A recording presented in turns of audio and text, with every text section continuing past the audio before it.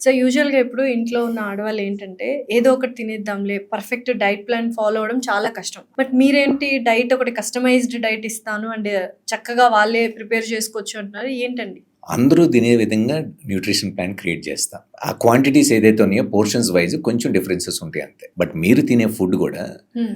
మీ family గూడా తినొచ్చు. ఆ ఫుడ్‌లో ఆ బెనిఫిట్స్ అండ్ మీరు చిన్నప్పటి నుంచి తినే ఫుడ్సే ఇంక్లూడ్ చేస్తా.